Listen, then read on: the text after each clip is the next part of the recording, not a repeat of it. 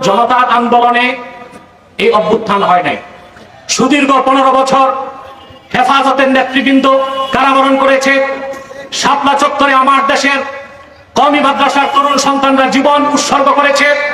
ভারতীয় আধিপত্যবাদের বিরুদ্ধে, মোদী বিরোধী, ভাস্কর্য বিরোধী আন্দোলনে বাংলাদেশের ইমানদাররা, ইসলামপন্থীরা জীবন দিয়েছে। সেই ক্ষোভ বিস্ফোরণের আকারে বহিঃপ্রকাশ ঘটেছে ছাত্র আন্দোলনের মাধ্যমে।